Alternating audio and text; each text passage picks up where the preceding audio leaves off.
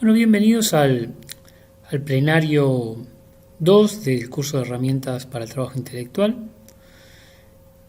Nos enfocaremos en esta instancia en lo que refiere al tema 1 y vamos a comenzar este seminario, este plenario, haciéndonos 4 preguntas que tenemos aquí presentes: ¿qué es el trabajo intelectual? ¿Qué características tiene? ¿Quiénes lo realizan? ¿Cómo se valida? Si bien el tema de validación se va a tratar profundamente en los temas posteriores, vamos a hacer una pequeña mención a esto. Entonces, ¿qué podemos entender como trabajo intelectual? ¿Ah? Y bueno, podríamos decir que obviamente todos nosotros somos seres intelectuales, humanoides intelectuales, tenemos esa capacidad de pensamiento,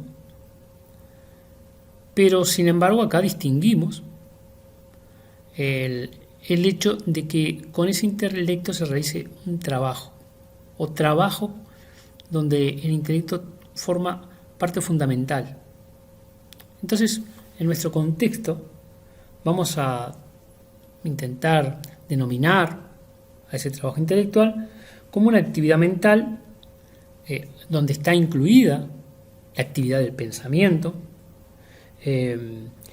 y se realiza una actividad, hay un esfuerzo, una acción de encontrar la respuesta a alguna pregunta, a algún problema.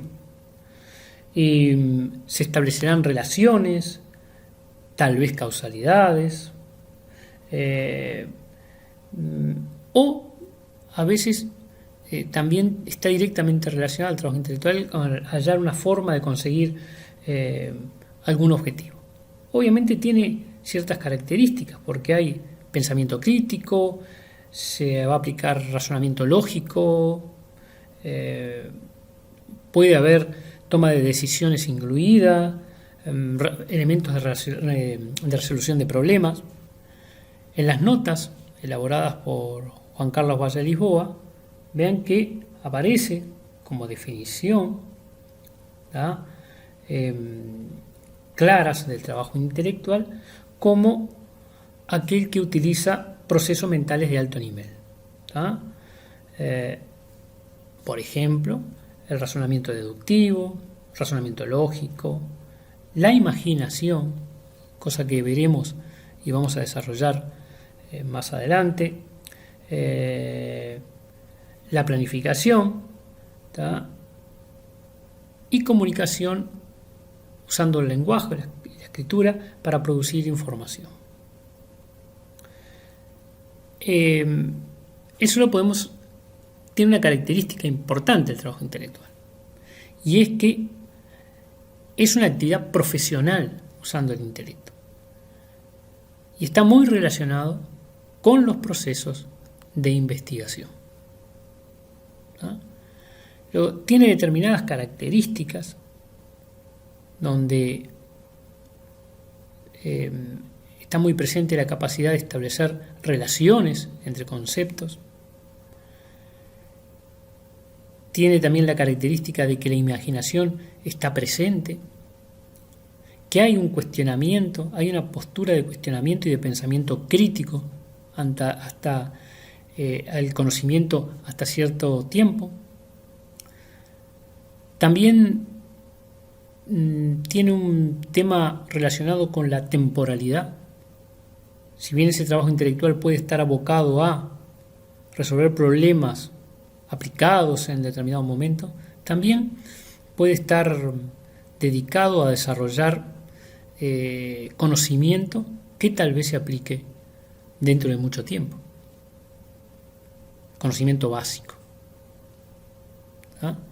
Entonces vamos a ir profundizando en esas características, vamos a ver algunos ejemplos, algunos elementos. Hay cierta capacidad de resistencia a la frustración,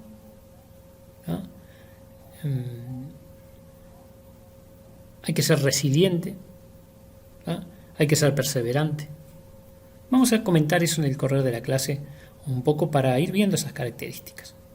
Obviamente que nosotros vamos a enfocarnos a aquellos individuos que realizan trabajo intelectual en el ámbito universitario, porque es el ámbito donde estamos desarrollando nuestra actividad. ¿Tá? Y veremos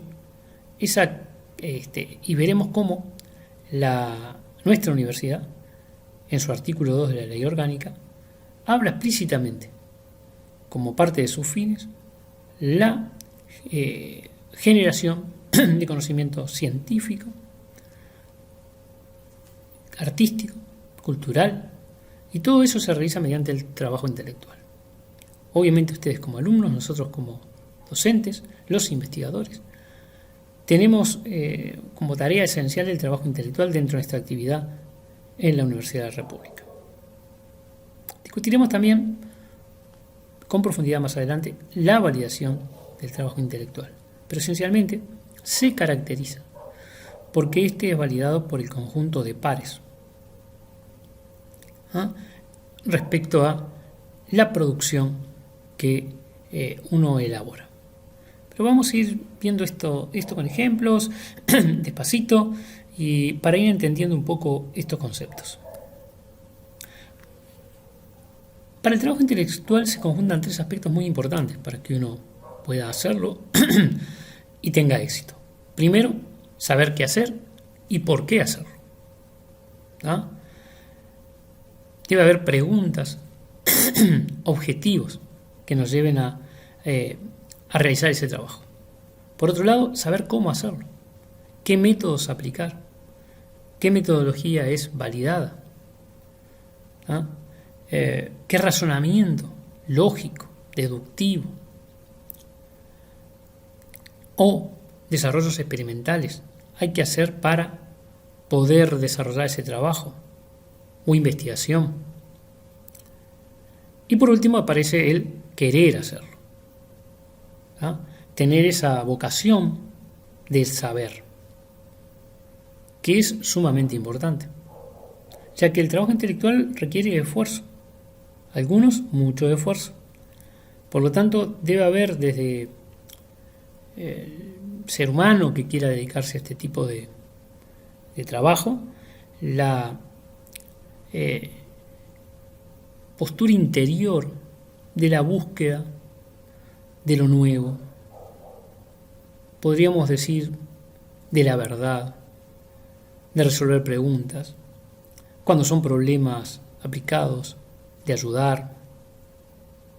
Por lo tanto, se conjuntan estos 3 aspectos. Cuando estos 3 aspectos se conjuntan, cuando hay una pregunta, que se sabe lo que se quiere hacer, hacia dónde se va, cuando hay un objetivo, cuando se sabe cómo proceder y cuando se tiene el aspecto volitivo, la voluntad para hacerlo, entonces se podrá realizar ese trabajo intelectual. Que nosotros muchísimas veces utilizaremos el sinónimo, no del todo correcto, pero por abuso del lenguaje lo vamos a hacer, de investigación. Hablamos de la imaginación. La imaginación juega un papel importantísimo en el trabajo intelectual.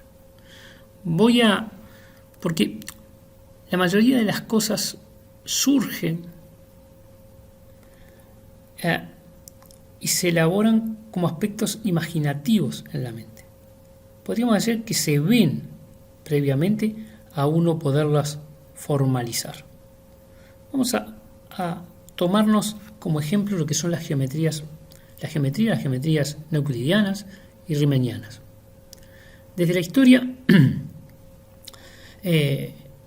hace más de 2000 años, Euclides propuso y postuló las cuestiones necesarias para el desarrollo de lo que se llama la geometría euclídea, que podríamos decir que es la geometría del plano y del espacio que conocemos, con largo, alto y profundidad. Y toda su geometría se basa en ciertos postulados. Digamos que los primeros 4 postulados y un 5º postulado, muy importante. No voy a hablar de estos postulados porque no tiene sentido, porque esta no es una clase de geometría, ¿no? Pero existían 4 postulados básicos, evidentes, y un quinto postulado que empezó a estar en discusión con el tiempo. El quinto postulado decía, es algo bastante natural, que dada una recta y un punto exterior a ella, pasa una y solo una recta paralela. Euclides la formuló en forma un poco más compleja, pero con el tiempo la formulación equivalente a esa es la que les estoy diciendo. Dado una recta y un punto exterior a ella, pasa una y solo una paralela a esa recta. ¿Ah? Pero con el tiempo uno puede encontrar que pueden haber ciertas... ese quinto postulado siempre se trató de demostrar a partir de los 4 postulados anteriores. Y no se pudo demostrar. Hay además una cuestión intuitiva. Pensemos un poco en las vías de un tren. Cuando uno ve las vías del tren, o se para en el medio de las vías del tren, ahora que no hay trenes, es un poco más difícil para la gente joven, pero cuando yo era chico era muy común. Esas rectas que son paralelas, esos 2 rieles que son paralelos, en principio, uno observa hacia el infinito y parece que se tocan. Entonces, de alguna manera parece que esas rectas, aunque son paralelas, se van a cortar en algún momento. Entonces empezaron a establecerse cierto tipo de dudas al poder no demostrarse el quinto postulado a partir de estos 4, y con el tiempo lo que se trató de hacer fue negar el quinto postulado y tratar de obtener una contradicción. Pero lo interesante fue que en lugar de obtener una contradicción, lo que se obtuvo fue otra geometría. Que por ejemplo, allí, en el caso de Bolyai, Lobachevsky, ahora veremos un poquito de historia, les contaré un poquito, encontraron una geometría donde la suma de los ángulos de un triángulo, ustedes saben que en geometría euclidiana la suma de los ángulos de un triángulo suma 180 grados, bueno, en el caso de cuando negaron ese quinto postulado, en vez de llegar a una contradicción, llegaron a una otra geometría que tenía como curiosidad que la suma de los ángulos del triángulo sumaban menos de 180 grados.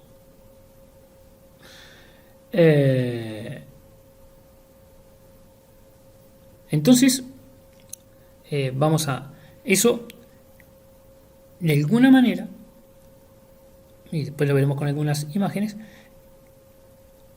hay que imaginar ese concepto, esa geometría que se tiene, e interviene muchísimo en el conocimiento entonces de esa nueva geometría. Pero vean, por ejemplo, Kant, ya antes, en la geometría euclidiana pensaba en 3 dimensiones, ya Kant antes había imaginado que existían más de 3 dimensiones.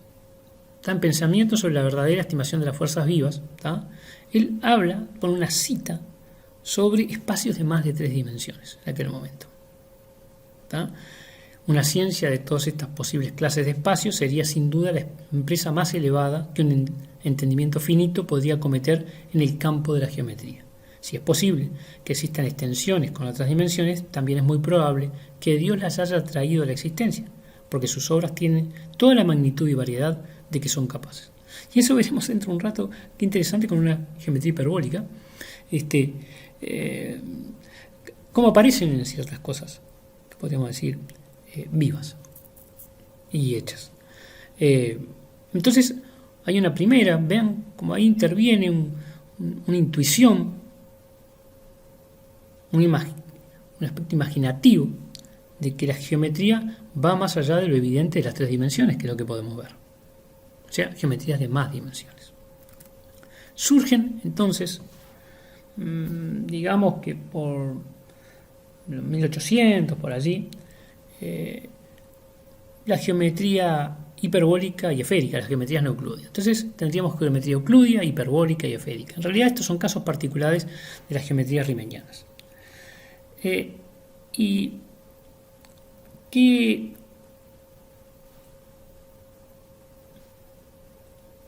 cambia en esto lo que se llama la curvatura. ¿Tá? En la geometría hiperbólica se toman los 4 primeros postulados de Euclides, ¿tá? Y tenemos una curvatura negativa, ¿tá? Que decíamos, la suma de los 3 ángulos interiores del triángulo es inferior a 180 grados. Luego aparece la geometría elíptica, donde la curvatura es positiva. Se tienen los 4 postulados de Euclides y la curvatura positiva, ¿tá? Allí la suma de los 3 ángulos interiores de un triángulo es mayor a 180 grados. Todas estas son casos particulares de geometrías riemannianas, que son geometrías con curvatura constante. ¿Tá? Aunque después van a ver que las geometrías riemannianas no homogéneas, ¿tá? Van a ser utilizadas muchísimo en la teoría de la relatividad con el espacio-tiempo, que también un poquito hablaremos. Entonces vean cómo acá sí aparece ese concepto imaginativo para poder hablar de las distintas geometrías. Por ejemplo, vamos a ver acá. Vean, acá aparece un papiro con donde Euclides, de sus primeros elementos de Euclides, no pongo el dibujo del espacio porque lo conocemos. Pero acá pueden ustedes observar que hay un espacio que sería de la geometría hiperbólica y acá un espacio que es el de la geometría elíptica. ¿Tá? En el caso plano, ¿ven? Tenemos la suma de los ángulos de un triángulo de 180 grados, pero acá la suma de los ángulos de un triángulo es mayor a 180 grados. Entonces, pero eso implica determinadas cosas con respecto a ese quinto postulado. Si bien se discute el origen, si fue con Gauss, Lobachevsky, Bolyai, no importa, digo, está bueno para el crédito. Gauss no terminó de publicar ese tipo de resultados, pero bueno, algunos lo consideran que fue en el origen, ¿tá? De él. Entonces, en la geometría hiperbólica, por ejemplo, aparece algo muy interesante, que si yo me doy una recta y un punto P exterior a R, hay exactamente 2 rectas que pasan por P, las cuales son lo que se llaman hiperparalelas a R, e infinitas rectas que pasan por ese punto P, que son ultraparalelas a R. Por ejemplo, para decir algo, una recta hiperparalela, la distancia entre 2 rectas que son hiperparalelas tiende a 0 mientras nos alejamos hacia el infinito, o sea, como que se van pegando. ¿Tá? ¿Ven? Acá podemos decir, se van pegando, ¿tá? Aunque nunca se tocan. En el caso de las rectas ultraparalelas, la distancia no tiende a 0. ¿Tá? Siempre se mantiene una distancia mayor a 0 entre esas. O mejor dicho, en todas es mayor a 0, pero no tiende a 0. No se pegan, o no se tratan de ir pegando en el infinito. Entonces,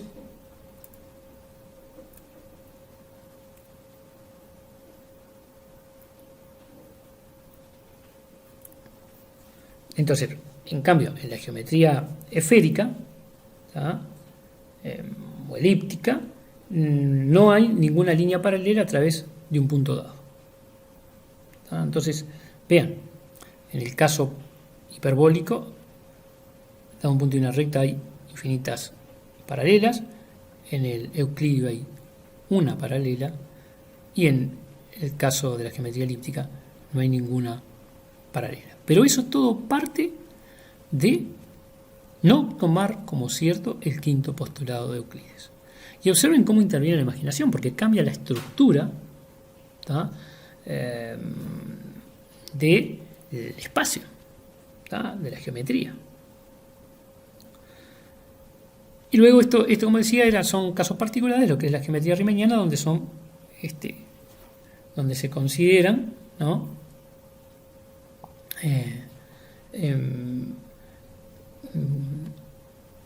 Geometrías con curvatura constante, ¿tá? Aunque como les decía, van a tomar van a ser muy, muy importantes en la teoría de relatividad general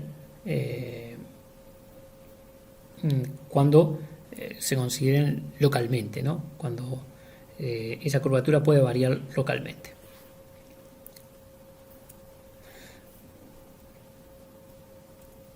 Entonces,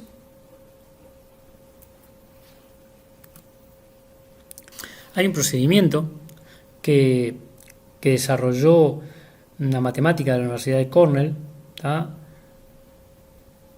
Daina Tiamina, donde trata de poner, o mejor dicho, más que poner, creó espacios hiperbólicos con crochet, para tener una imagen de los mismos. Vean, acá está un espacio hiperbólico, ¿no?, hecho en crochet. Y esto, vean acá, también se ve en las formaciones de coral. Entonces, el objetivo de contarles un poquito de esto tiene que ver cómo la imaginación interviene para que con ese trabajo intelectual de algo que es muy natural, como es la geometría euclidiana, a partir de nuestra percepción, uno puede elaborar, imaginar, vean que es un proceso bien mental, alternativas a eso, o tratar y ante esas alternativas cuestionarse, ¿puede ser esto distinto? Tal vez intentar, como en el caso de las geometrías, ver que hay una contradicción, que no puede ser, pero cuando empieza a aparecer eso, uno puede desarrollar, cuando justamente no se puede negar, como este fue el caso, no aparece una contradicción, aparece otro tipo de elemento, en este caso geometría. Y luego cómo eso hay que imaginarlo, percibirlo, si está en el mundo real. Y como esto, si nosotros estamos hablando de 1800, por allí, fines de 1700, principios de 1800, cómo esas geometrías eran obviamente matemática pura, no tenían una aplicación real. Sin embargo, esta geometría riemanniana luego va a ser clave en la teoría de relatividad en el espacio-tiempo. Entonces allí aparece un concepto de la temporalidad. El trabajo intelectual trasciende al tiempo actual. El trabajo intelectual puede ser aplicado tal vez dentro de muchísimo tiempo. Eso no deja de ser válido y no deja de ser importante buscarlo, hacerlo.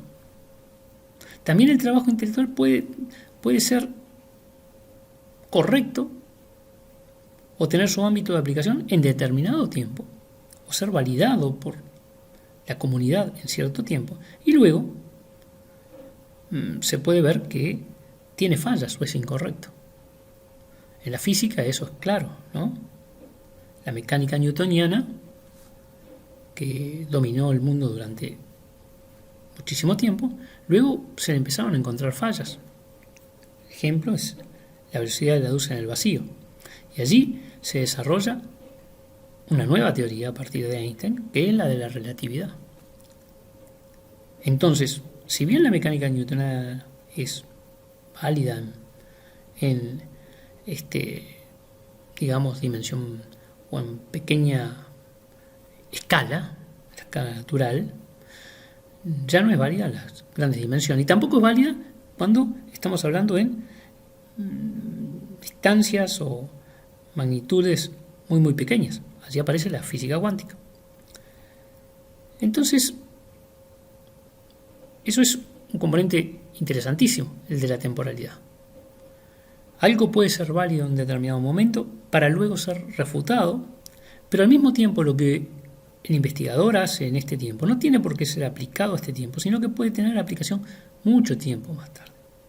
Y eso es una discusión que después aparece mucho en matemáticas y en física, y es biología, psicología, que no tiene por qué ser algo dedicado a resolver un problema útil, actual o con fines económicos, sino con el intento de resolver una pregunta, una duda, de adquirir conocimientos, de saber. No sé qué.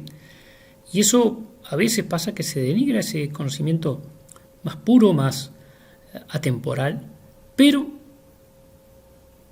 en general puede llegar a ser muy útil más adelante, o resolver cuestiones del saber para más adelante. Acá vean por ejemplo, cómo cambia el concepto de la gravedad cuando uno considera el espacio-tiempo y desde el punto de vista de la relatividad. En general, en la mecánica newtoniana, la gravedad es una fuerza asociada que apunta, por ejemplo, en la Tierra hacia el interior de la Tierra. Está la fuerza de atracción entre los cuerpos, pero conceptualmente vean que acá, en la teoría de la relatividad, la gravedad se determina por una deformación de ese espacio. Como una masa deforma el espacio y entonces eso genera una cierta digamos embudo hacia esa masa, que es lo que determina la gravedad. Vean cómo se deforma también esa geometría con esa gravedad. Allí para poder resolver esto, se va a tener que recurrir a geometrías formadas localmente, y eso tiene que ver con las geometrías riemannianas, que no importa traer el detalle, pero vean qué interesante este concepto. Y cómo cambia, acá hay algo muy interesante, ¿no? Porque este concepto además interviene la imaginación y hay algo más, hay un pensamiento innovador, es creativo el pensamiento de Einstein cuando plantea esta deformación del espacio. Porque hay un cambio de paradigma, un cambio de visión de las cosas. Y lo vamos a tratar un poquito en el curso. Otra característica muy importante es el pensamiento creativo. ¿A qué llamamos pensamiento creativo? Es obviamente estamos hablando de dos características, del pensamiento y que además sea creativo. Entonces tenemos que el pensamiento aparece siempre en el ser humano, que es una actividad de la mente realizada por el intelecto. Y decimos que hay una actividad de pensar cuando, por ejemplo, hay actividades racionales, abstractas, actividades creativas, artísticas, etc. Pero hay algo que caracteriza nuestro pensamiento y es que relaciona información que ya se encuentra en la mente a partir de información adquirida. Y nosotros trabajamos con esa información relacionándola, etc. Pero la creatividad tiene que ver con un salto en esa forma de pensar. Es decir, es una forma diferente de pensar, que no está basada en la mecánica usual del pensamiento. Hay una innovación, se ve nuevas formas de hacer las cosas. Digamos, la mejor forma de decirlo tal vez que hay una visión diferente de los hechos. Digamos que es importante eso, es otra forma de pensar cuando aparece la creación. Esta capacidad de pensamiento creativo es muy, muy importante, porque es una característica que va a diferenciar mucho a un investigador competente, que hace bien las cosas, de un investigador excelente. Es algo que hay que desarrollar, lo cual no es fácil, pero que debemos desarrollar para poder tener una nueva visión de las cosas y no una mera relación o copia de lo que se hace comúnmente. Aparecen ciertos elementos de ese pensamiento creativo. Hay inspiración, hay descubrimiento, hay imaginación, que estuvimos hablando recién. Porque aparece esa sospecha, esa forma nueva. Como desde el interior se proyecta al exterior. Entonces, ¿qué propician este pensamiento creativo? Obviamente, si nosotros nos basamos solo en la mecánica y no tenemos esa capacidad de liberarnos de esa mecánica del pensamiento, de relacionar hechos conocidos, solamente hechos conocidos, por los medios conocidos, siempre iguales, es muy difícil que aparezca el pensamiento creativo. Pero como es una característica interna del individuo para que esa capacidad de que aparezca, ¿tá? Hay elementos del entorno que la limitan. Por ejemplo, es claro que debemos tener un ambiente de confianza y respeto. Si siempre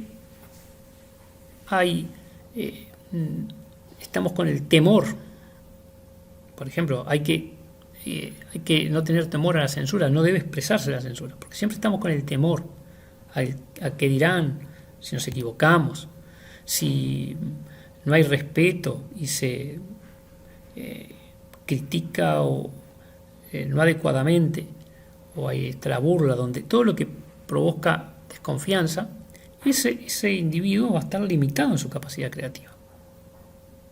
Una vez desarrollado el ambiente adecuado, hay que generar otra actividad, otra capacidad, que es la capacidad de liberar ese espíritu creativo, esa creatividad. Esto no es tarea fácil. No todos los individuos son capaces de hacerlo. Implica una postura, digamos sí, es una capacidad de hacerlo. ¿No? Obviamente, para poder desarrollar ese espíritu creativo hay que tener una característica, y es el lanzarse a pensar libremente y a expresar libremente las ideas. Y por eso se necesita un lugar de confianza. Y así se va desarrollando este espíritu creativo, capacidad creativa, pensamiento creativo. Por otro lado, hay que tener mucha tolerancia a la frustración. Por ejemplo, el tema del enojo, por ejemplo, ante el fracaso.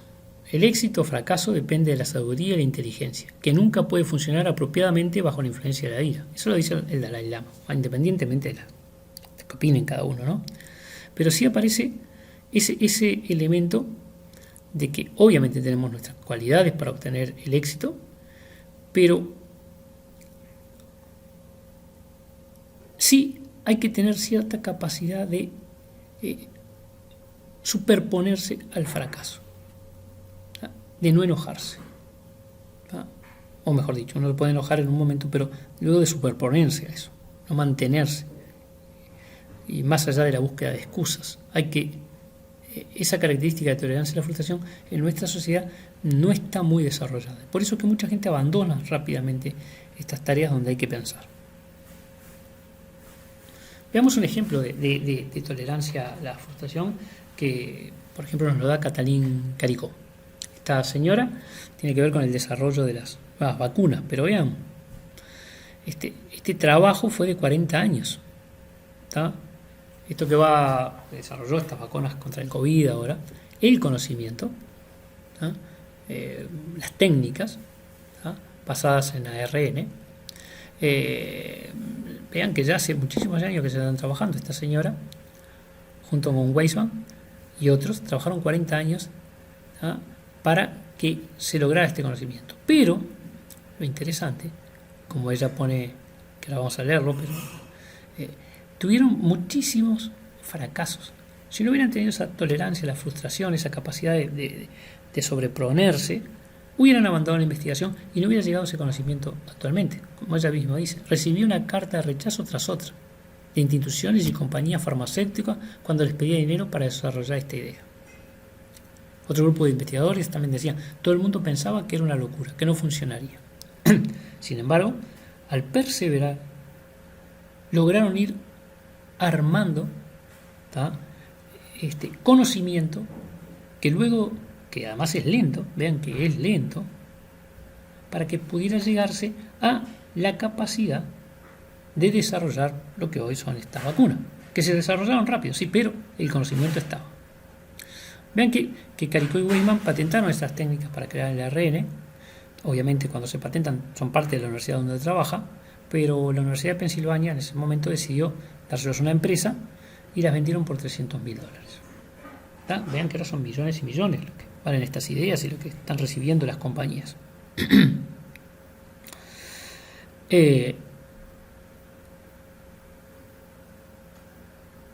un grupo de investigadores en 2010 compró los derechos de Caricó y Weisman, ¿tá? Que tenían que ver con estos, y allí se fundó Moderna. ¿Tá? Ahora, este grupo en Moderna, en pocos años recibieron millones y millones de dólares. ¿Tá? Y casi al mismo tiempo, otra pequeña empresa, ¿no?, que es alemana, ¿tá?, BioNTech, adquirió varias patentes, ¿tá?, y se hicieron primeramente para hacer vacunas contra el cáncer, y allí Caricó fue fichada como vicepresidenta. Pero más allá de este éxito, digamos, lo interesante no es la última parte, donde además están los intereses económicos, de las farmacéuticas, todo lo que ustedes quieran. Lo interesante de esto, cómo en un principio estos investigadores lucharon contra el fracaso, el rechazo, para poder seguir desarrollando sus ideas. Es más, al principio hasta ni dinero tenían, vean que además los derechos son de la universidad, ni prestigio.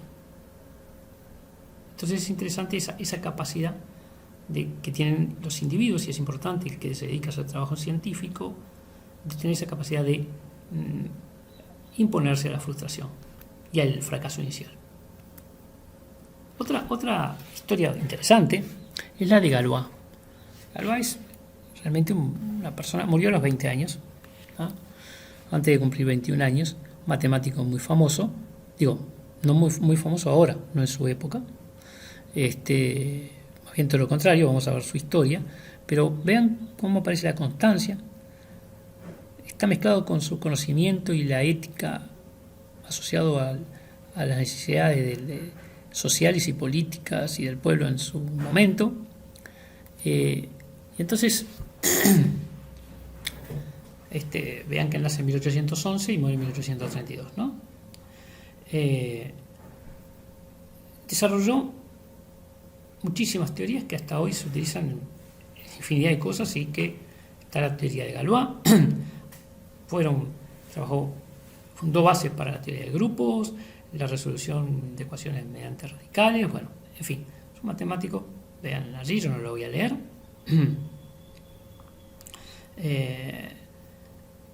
Y es algo que los matemáticos estudiamos hoy actualmente como teoría de Galois, ¿ah? Y bueno, como ven, tienen sus grandes aplicaciones ahora en teoría de comunicaciones, navegación por satélite, etc. 1828, 29 hasta el 30 no había, ni se imaginaba la gente de los satélites. O sea que vean, ahí aparece de vuelta el tema de la temporalidad. Pero la vida de Galois es interesante por toda la cantidad de momentos en que tuvo fracasos y cómo actuaba también en los avatares políticos de su época. Si bien venía de una familia media, con cierta afinidad a las cuestiones intelectuales, formalmente la formación académica, él tuvo ante los 12 años formación en su hogar, ¿no?, como se decía antes, el padre, la madre lo formaban, pero en los 12 años ingresó en el liceo Louis le Grand, ¿tá?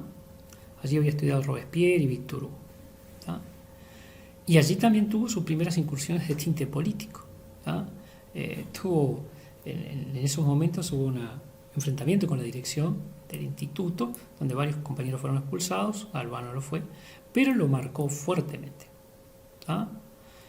Ahora, su rendimiento fue normal, ¿tá? Y tuvo algunos premios en griego y latín, ¿tá? Vean que él después fue matemático, pero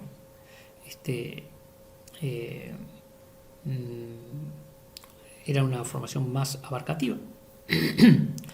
Y Galois tenía algunos problemas de expresión. Es así que en tercer año su trabajo de retórica fue reprobado y tuvo que repetir el curso. Y es allí donde se genera un cambio, porque ahí empieza a los 15 años a tomar contacto con las matemáticas, ¿tá? Y también tuvo interés en la geografía, pero allí empieza a tomar contacto con las matemáticas y empieza todo lo que es su desarrollo matemático.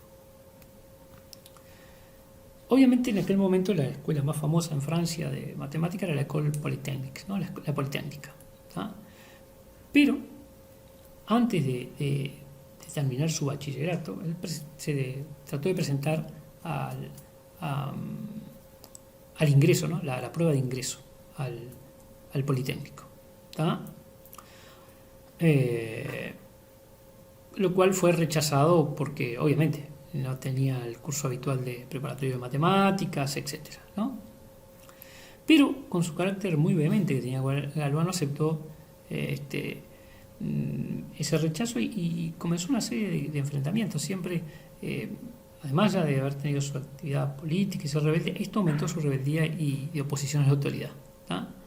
Pero en ese siguiente año que estuvo rechazado, que siguió estudiando en el liceo, tuvo un gran progreso en las matemáticas, con un profesor que lo dio. Ahí aparece otro concepto, que es el hecho de la tutoría, el hecho de que a investigar y a profundizar se hace acompañado, con la ayuda de alguien más. ¿Tá? Por más genialidad que se tenga. ¿Tá? El señor Richard, ¿tá?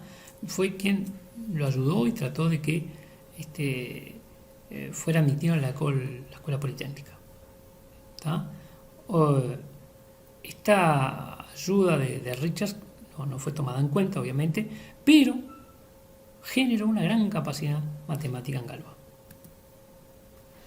Vean que siendo estudiante de liceo todavía, logró publicar su primer trabajo, ¿tá? Un teorema sobre fracciones continuas periódicas. ¿Tá? Y luego logró resolver lo que son las condiciones para la resolución de ecuaciones polinómicas por radicales, un problema abierto bastante importante en aquel momento.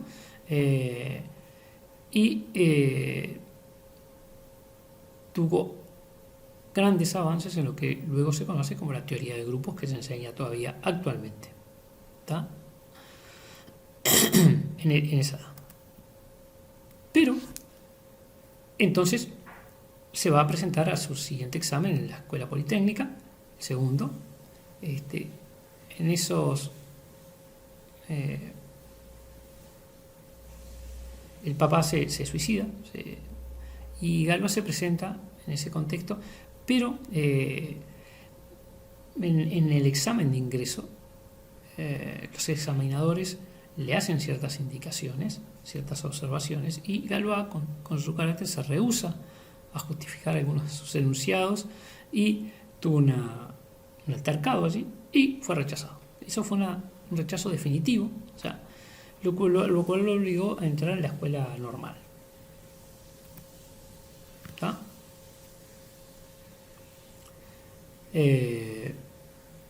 Allí envió un montón de trabajos a la Academia de Ciencias, pero no llegaron a ser publicados en vida de Galois. ¿Tá? Envió trabajos a Cauchy, pero bueno, lo rechazó. Luego, como ven acá, que yo decía, mandó un trabajo a Cauchy que lo rechazó Cauchy porque era parecido a un trabajo de Abel. ¿Tá? Luego mandó el trabajo a Fourier, ¿tá? Pero Fourier murió al poco tiempo de recibirlo, hubo un incendio además, y eso se quemó, se perdió, se traspapeló. ¿Tá? Y eso generó que también Galois se enojara mucho y dijera que acusó a la Academia de la farsa para desacreditarle porque nunca le juzgaron ese trabajo.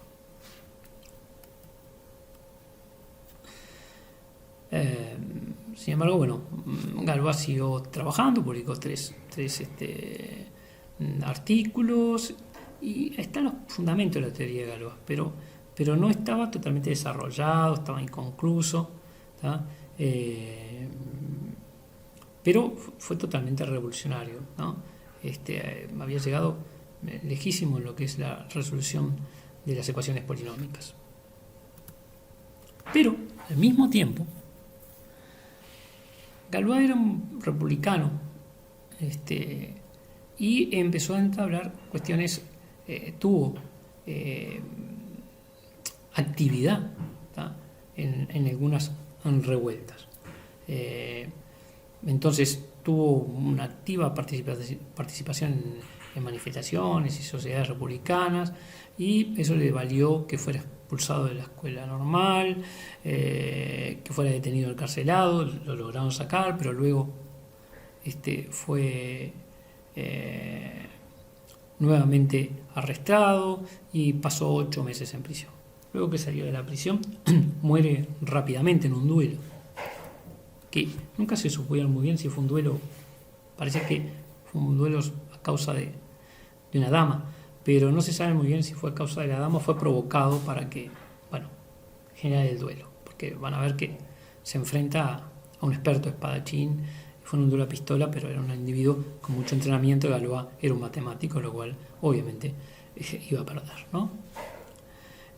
Lo que sí es muy interesante es lo que fue la noche anterior al duelo.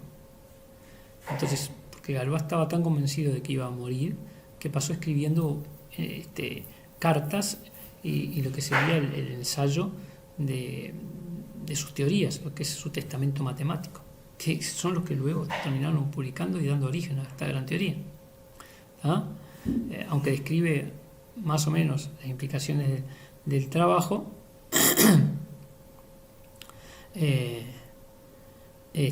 lo da para que no quede inconcluso y se pueda publicar y lo analiza. Que realmente fue tiempo después que se publicó y se vio su valor. Bueno, obviamente perdió el duelo a la pistola y fallece al otro día en el hospital.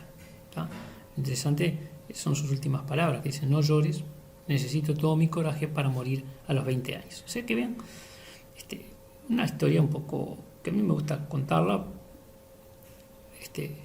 porque es conflictiva, está el genio del investigador, la oposición, cuando a veces hay ideas que trascienden al tiempo, a ese momento, que no son comprendidos. El trabajo de Galois no fue comprendido, por eso no se publicaba muchas veces o no fue admitido.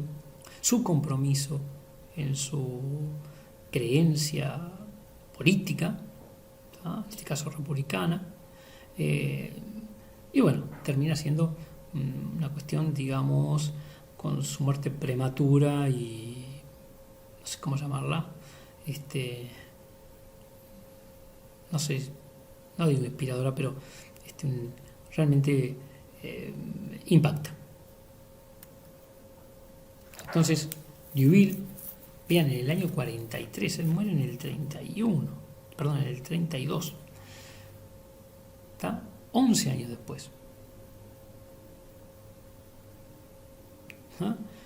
Ahí Liouville recién logra entender qué es lo que estaba expresando Galois, y se publican esos problemas, apareciendo el manuscrito en el 46, y eso generó una revolución en la teoría de las matemáticas. Si uno ve la publicación, 46, él muere en el 32, 14 años después de su muerte, y sigue hasta ahora aplicada. Entonces,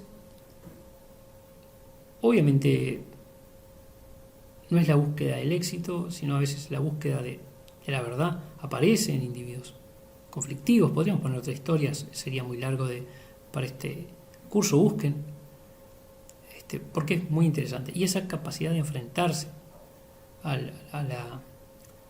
la frustración en el trabajo. Y asociado, porque el científico busca la verdad también por un bien común, por una necesidad de saber, y que eso sirva para el progreso del conocimiento de la humanidad. Hay un bien común. No se vive fuera tampoco de la órbita de la sociedad. Esto es interesante para reflexionarlo, y se las dejo por aquí.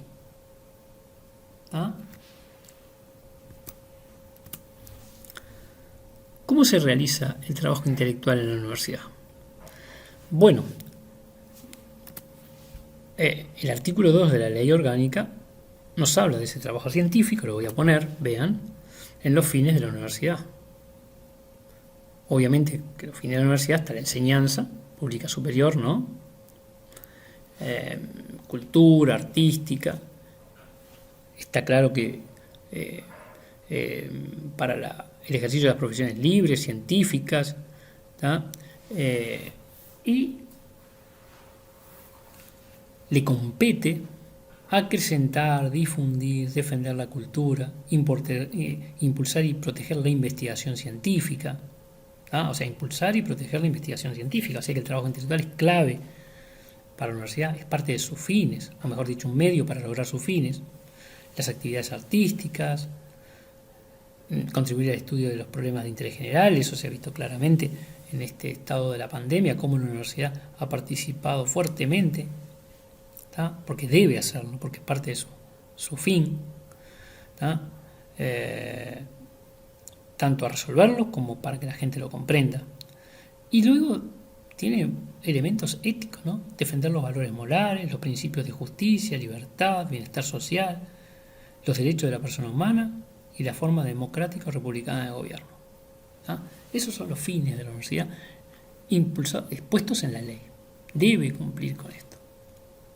Por lo tanto, la Universidad de la República del Trabajo Intelectual es clave en todos los aspectos. Está intrínsecamente relacionada con su origen y sus fines. Entonces, ya hablando un poquito de la investigación, que tiene que ver, está muy relacionada con ese trabajo intelectual y que nos interesa en la Facultad de Psicología, hay un concepto de investigar para saber. Se piensa y la universidad se siente como un lugar natural de la investigación. También hay que investigar para enseñar, porque cuando uno investiga, actualiza su conocimiento, y eso es importante para enseñar. Eso se va a dar tanto en el posgrado como en el posgrado. También está el tema de tener que investigar para resolver los problemas que acucian al país en determinado momento, tanto productivos, sanitarios, artísticos, filosóficos, morales. E investigar también como una forma de resolver la ignorancia.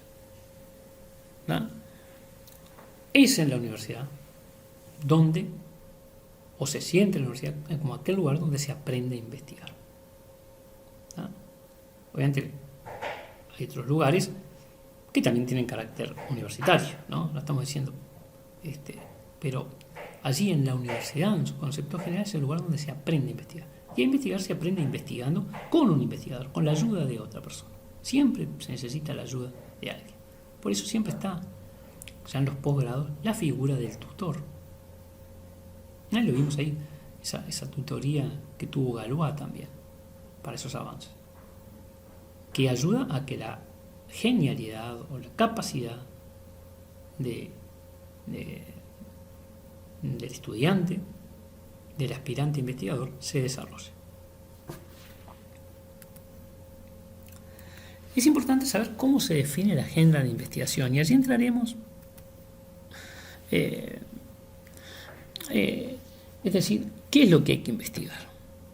Porque siempre, como vimos en el ejemplo de la investigadora de las técnicas de ARN, que luego se desarrollaron las vacunas contra el COVID,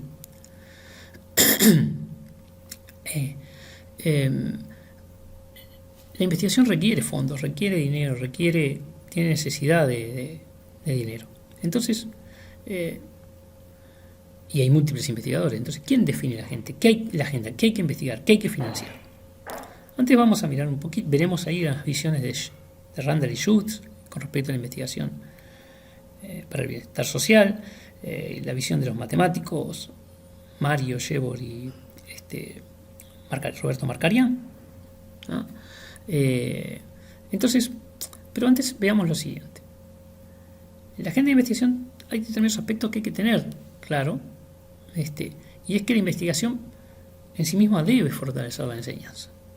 La investigación y la enseñanza van de la mano, aún en los laboratorios, porque siempre allí entra el joven investigador al cual se le enseña. Entonces, ¿por qué debe fortalecer la enseñanza? Primero, porque el conocimiento del docente se actualiza. Porque cuando uno genera conocimiento, entiende realmente la profundidad y los límites cabalmente, que es mucho mejor que simplemente leer. Y eso es clave para el docente, Porque muchas veces, y eso nos pasa con el respeto que me merece, muchas veces en secundaria, que el docente enseña algo aprendido, pero como no investiga, como no ve los límites de eso, como no ve toda la profundidad de eso, hasta llega a decir en forma, digamos, un poco liviana, es que bueno, que se enseñan ciertas cosas que no sirven para nada, por ejemplo, lo deben haber escuchado. Y eso muchas veces es porque no se sabe hacia toda la profundidad de por qué eso se debe enseñar. O se enseña de memoria, muy limitado, con aspectos muy mecánicos, sin nunca ver todas las puntas que tiene eso. Entonces, el docente se investiga, obviamente va a depender del grado donde esté, ¿no?, del lugar, siempre va a tener esa capacidad de vislumbrar más, de entender su profundidad. Y por eso también el docente siempre tiene que tener muchísimo más conocimiento de lo que está transmitiendo en su momento, mucho más, porque ve hacia dónde. No alcanza con saber solo la asignatura, tiene que saber mucho más. Y allí va a ser mucho más rica la experiencia. Si no, es un simple repetidor. También, cuando se investiga, eso va a fortalecer el aprendizaje de los estudiantes si estos son incluidos en las actividades de investigación. Obviamente hay un momento donde el estudiante tiene que aprender los métodos, tal vez ustedes están en ese momento, y para luego empezar a estar incluidos en esas actividades. Con el grado que puedan, obviamente, ¿no? Y esta investigación es imprescindible en la formación de posgrado. Esa formación se va a dar fuertemente en la formación de posgrado y allí, digamos que empieza a interiorizarse profundamente un tema y va a generar nuevo conocimiento en ese tema. Es decir, el posgrado en sus niveles de maestría y de doctorado van a concluir cuando hay un conocimiento original sobre un tema, sobre todo en doctorado. Maestría con algunas puntas de novedad. En doctorado es imprescindible algo nuevo, de valor. Ahí aparece esa innovación, algo de valor nuevo. Entonces, podemos ver que vamos a ver dos visiones, como les dije, dos visiones, la de Randall y Schutz y la de Markarian y Sheward,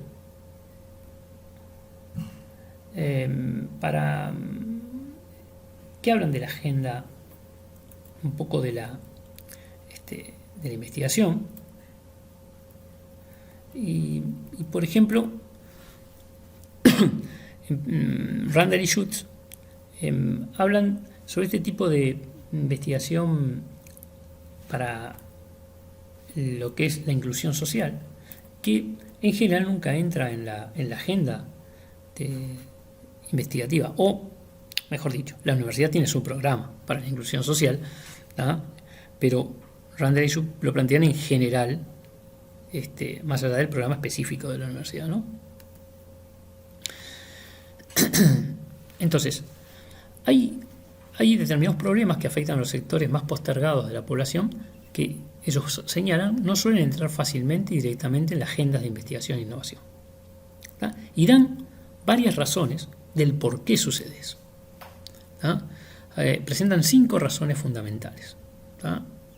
Una de ellas es que hay una cierta cantidad de decisores que entienden que esto pertenece a la órbita de las políticas sociales, no dentro de la investigación. Entonces, esta visión que plantea que tanto la investigación como la innovación deben basarse para el incremento de la competitividad económica, es decir, mayor desarrollo, volver a las instituciones y las actividades económicas, sin valga la redundancia, agroindustria, formación de tecnologías, etcétera, más competitivas. Obviamente eso lo deben escuchar muchísimo en los informativos, ¿no? Donde muchas veces los sectores industriales, obreros, etcétera, hablan de la falta de competitividad de nuestros productos con respecto al exterior. Obviamente esto descarta de plano determinadas cosas, ¿no? Y que plantean que cuando está esa competitividad económica, eso va de alguna manera a ir derramando sobre el resto de la sociedad para poder implementar estas políticas sociales. Entonces, obviamente, esta visión descarta de plano dos aspectos. Una, la investigación para la inclusión social, y otra, la investigación pura que no genere competitividad económica. ¿Ah? Esa es una primera razón. También hay un problema, y es que la población que tiene esos problemas para la inclusión social, en general es muy vulnerable, está vulnerada en sus derechos, y no tienen ni la capacidad financiera y a veces ni la capacidad de formular los problemas. Entonces, al no tener esa capacidad financiera, no pueden financiar, no pueden orientar las investigaciones a su problemática para que se busquen las soluciones. ¿Ah? Eso es muy importante. También, y a veces ni siquiera logran plantear el problema desde el punto de vista como un problema científico. Ahora, ¿qué pasa?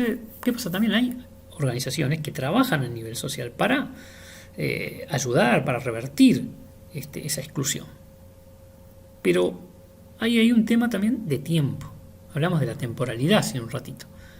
Y es que los problemas a resolver, que son acuciantes, para estas organizaciones tienen que ser resueltos ya.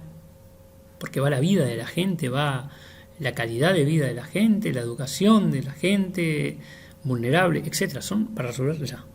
Y la investigación lleva su tiempo. Entonces, ahí resulta muy difícil a estas organizaciones ver que la investigación le pueda ser aliado para resolver su problemática. ¿No?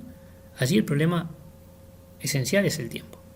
Y esto diluye la colaboración entre las instituciones y la gente que produce conocimiento científico o investigativo. Porque en ese periodo de tiempo que no se encuentra la solución que se está investigando, hay una cantidad de personas que siguen afectadas y estas instituciones quieren resolver eso rápidamente y deben resolverlo rápidamente. También a los investigadores les cuesta muchísimo al vivir en un ambiente universitario, tal vez alejado de estas poblaciones carenciadas, vulneradas. Entonces no les resulta sencillo detectar problemas que puedan contribuir. ¿Ah? Problemas de investigación donde ellos puedan contribuir con una solución. ¿Ah? Entonces, por un lado, la población socialmente vulnerada no puede generar agenda. Las organizaciones no ven a la investigación como algo que les pueda servir, aliado a ellos. Los investigadores no detectan los problemas. Allí hay un cortocircuito. Pero además,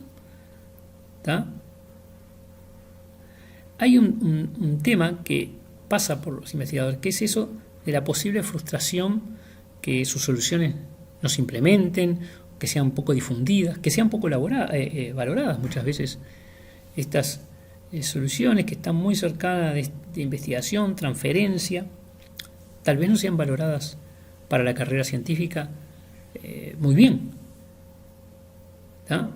Entonces, eso se traduce en dificultad en comunicaciones académicas y eso se traduce en que el currículum no es tan bueno, que se emplea tiempo en algo que de pronto no trae una retribución, no digo económica, sino hasta académica, de valoración adecuada. Entonces, el científico, el investigador muchas veces dice, esto no vale la pena intentarlo, no vale la pena perder tiempo en eso.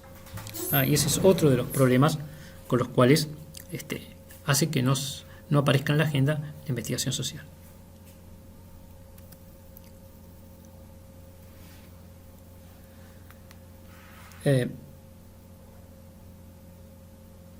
Hay algunos problemas, como decimos, que existen donde la verdad que lo que la investigación universitaria puede aportar es poco. Y otros donde, como recién hablamos, estaba el tema de la temporalidad. Es decir, puede la investigación ofrecer insumos valorables para lo que sería resolver problemas relacionados con la exclusión social, pero el tiempo hace que ese camino va a ser largo o demasiado largo, por a veces las múltiples facetas o factores que intervienen, y entonces el beneficio que se va a dar se dibuja, se vuelve no tan claro, en el sentido de que, bueno, pasaría mucho tiempo para que ese beneficio se logre. Finalmente, Randall y Schutz nos comentan que la investigación e innovación orientada explícitamente a la inclusión social solo puede dar frutos si se constituye en un esfuerzo sistemático, donde participan actores variados, enmarcados en organizaciones diversas. Es decir, allí plantean una problemática de la inclusión social. Recordemos que, si ustedes leen bien el artículo, allí aparecen el programa y los proyectos financiados, pero eso tal vez es lo específico de ese año del artículo, ¿no? Sino cómo plantean allí un problema dado que no aparece en las agendas de investigación y que dan los motivos de por qué no aparece en la agenda de investigación, ¿tá? Y cómo poder de alguna manera solucionar ese aspecto, ¿no? Este programa de la universidad se sigue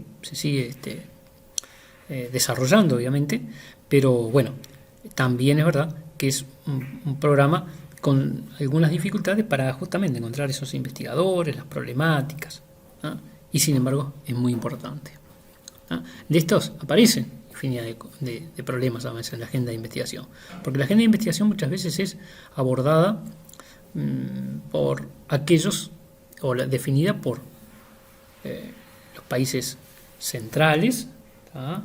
Los países con mayor cantidad de dinero, ¿tá? O las empresas que buscan una solución particular, que también pueden financiar eso. Entonces queda limitada a actores que tienen poder, ¿tá? En cambio, y se salen de agenda otro tipo de problemas que son más difíciles de evidenciar.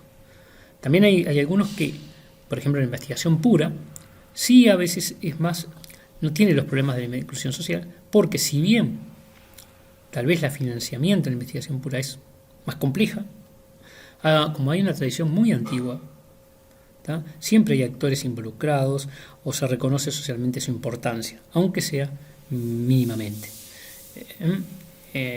Pero vieron que con la inclusión social aparecen en esas 5 razones que dan Randall y Schutz aspectos interesantes de por qué es difícil incluirlas en la agenda de investigación. Entonces, siguiendo con esta agenda de investigación, hay algo que vamos a ir a la visión de Marcaria y Randall, pero antes de eso, vean que nosotros hemos visto que nuestra Universidad de la República es una universidad de investigación, ¿tá? O sea que todos los docentes, ¿tá? Y eso está ahora enmarcado en el estatuto del personal docente, a partir de dedicación media ya, van empezando a aparecer la necesidad o la obligatoriedad de generar investigación o nuevo conocimiento, ¿tá?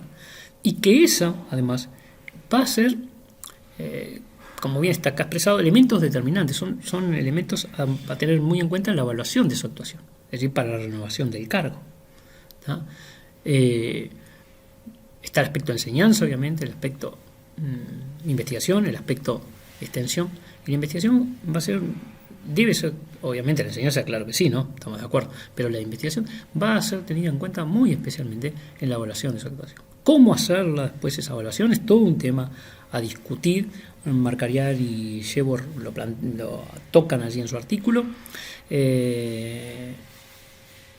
pero esa investigación tiene que ser evaluada, y no solo por generar un nuevo conocimiento y poner a la universidad como una entidad investigadora de nivel importante, sino también porque eso repercute en la enseñanza, ¿tá? ¿Por qué? Porque ahí entramos de vuelta en lo que hablamos hoy, el pensamiento creativo, porque la universidad debe fomentar intensivamente la creatividad de los estudiantes, de ustedes. Eso es un cambio de paradigma importante con secundaria. No es una adquisición de conocimientos. Obviamente hay que adquirir conocimientos, pero además hay que crear, hay que comprender. En ese aspecto esperamos que la facultad, en este caso de psicología que ustedes entraron, tenga éxito. Esperemos que tenga éxito y logre generar la creatividad. Algo que realmente ha ido disminuyendo cada vez más en el mundo, porque implica esfuerzo. La persona es de alguna manera reacia al esfuerzo, ¿no? Y esa creatividad siempre va a ganar con la experiencia de investigación del docente, porque el docente que investiga es creativo, por lo tanto va a incentivar la creatividad, va a incentivar la búsqueda de nuevos conocimientos, va a darle cierta, no sé cómo decir, un impulso, ganas, impulso, no encuentro la palabra correcta, incentiva, entusiasma, esa es la palabra correcta, entusiasma al estudiante, a la creación, a investigar, a buscar nuevas cosas, no a aprender con el objetivo de recibirse y ganar dinero o vivir bien. Eso es entusiasmo por el saber, que espero que logremos transmitírselo y tengamos. Yo soy convencido realmente que si el Uruguay, por ser un país chiquito, no puede darse el lujo, como en otros países, de que haya mucha población que no sepa nada y que alguna élite o una pequeña porción, que cuando un país es grande ya no es tan pequeña, se dedique a la investigación, a generar conocimientos, a dirigir. Y el resto de la gente, a pasarla bien y a no pensar mucho. Como nosotros somos pequeños, si eso pasara acá, en la misma proporción, muy pocos individuos lo harían y nuestro país se vería en serias dificultades. Por lo tanto, la proporción de personas en este país que debe ser creativa, que debe investigar, que debe formarse fuertemente, que debe buscar la enseñanza, es mucho mayor, hasta para sobrevivir como país, por el hecho de ser pequeños. Eso es importante, que espero que lo entiendan. Es una visión personal, pueden discrepar, ni siquiera fuertemente con lo que digo, pero si una gran cantidad de nuestra población no está muy bien formada, nos vamos a ver siempre formada, y si no tenemos esa innovación y esa capacidad de innovar, de crear, de entusiasmarnos con el saber, vamos a tener serias dificultades. Sigamos adelante. Entonces, hay algo muy importante, que es preguntarse quiénes son buenos investigadores, cuáles son los criterios para los cuales es razonable juzgar la calidad de esos investigadores. Y entonces allí vamos a empezar a ver la visión de Markarian y Sheward. Yo tuve la suerte, la dicha, de que fui alumno tanto de Markarian como de Sheward. Sheward, probabilista, brillante matemático, decano de la Facultad de Ciencias, él fue el impulsor de la construcción de la Facultad de Ciencias donde actualmente está emplazada. Cuando yo empecé a estudiar, estudiaba en el mismo edificio que ustedes estudian, ahí en Tristán Narvaja. Allí funcionaba la Facultad de Humanidades y Ciencias. Luego Ciencias, en el decanato de Sheward, no sé si dije rector, fue decano, perdón si me equivoqué, en el decanato de Sheward,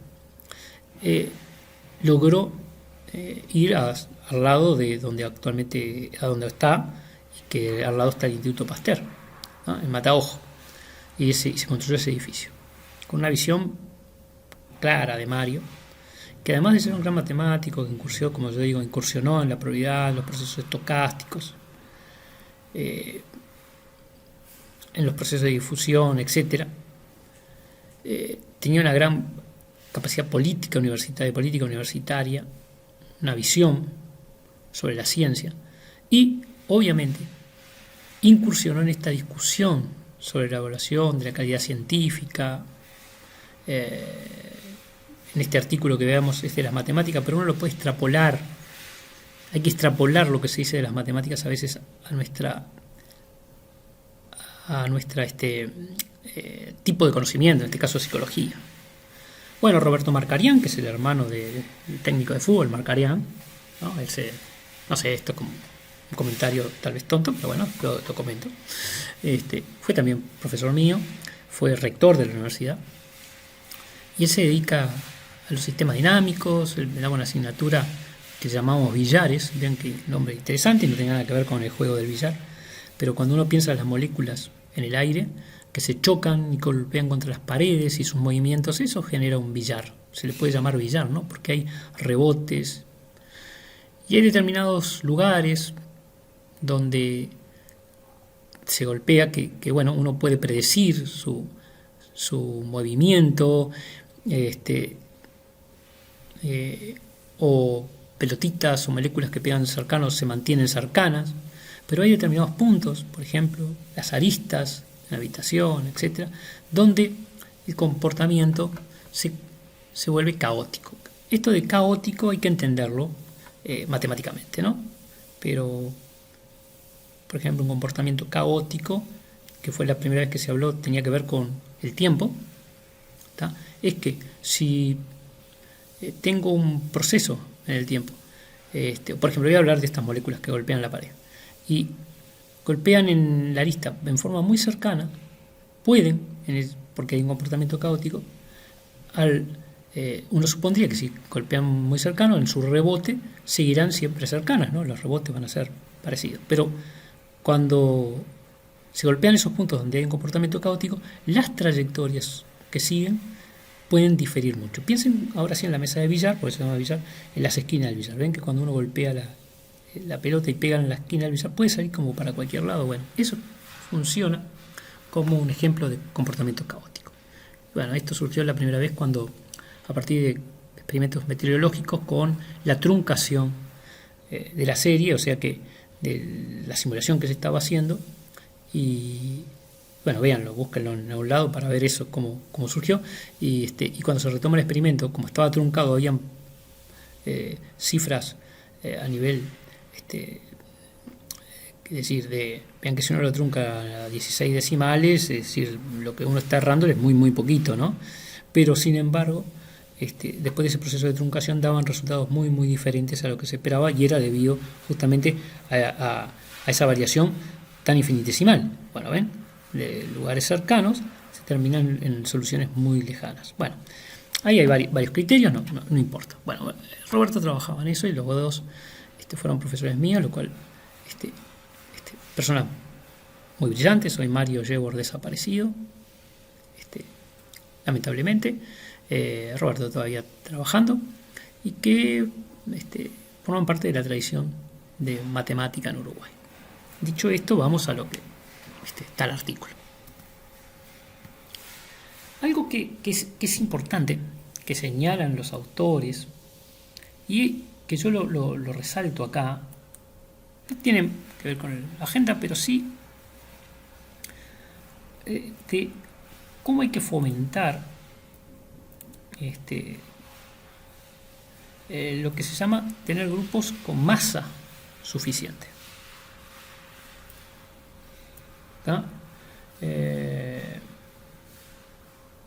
¿Qué queremos decir con eso?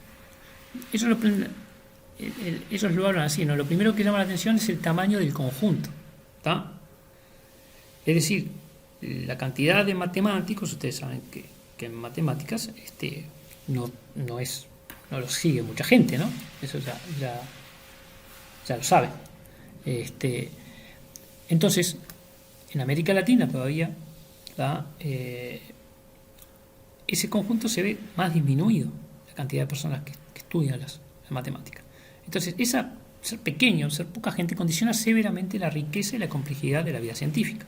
Y esto es extrapolable no solo a las matemáticas, sino a cualquier ámbito de la vida científica. Yo intento trabajar modestamente en lo que es la psicometría, en Facultad de Psicología. Y tenemos un grupo pequeño, y eso nos condiciona fuertemente. Tal vez alguno de ustedes en algún momento se pliegue, lo cual sería maravilloso, pero que así sea en algún momento. Para eso hay que seguir y forzarse en entender algunas cuestiones más matemáticas, pero también psicológicas. Bueno, esto lo comento porque les voy a hacer propaganda de esto, porque uno siempre trata de conseguir sus candidatos. Y eso es parte de todo docente debe hacer, a mi juicio, conseguir candidatos para seguir trabajando. Pero bueno, participo en un grupo pequeño, entonces eso también condiciona nuestros resultados, porque somos pequeños. Entonces, generar masa en un grupo de investigación es muy importante. Yo lo puse por eso. ¿Tá?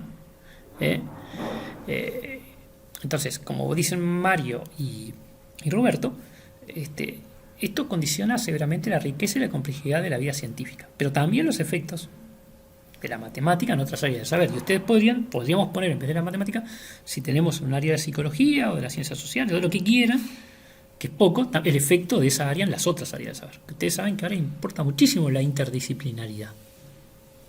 ¿No? Entonces, los efectos en otras áreas del saber y de la producción. ¿Tá?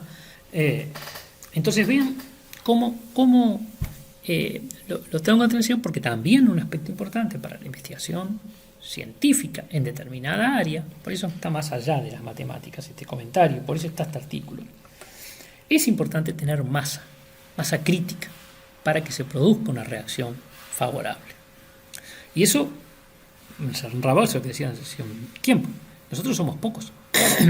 Tampoco tenemos importación. Yo qué sé.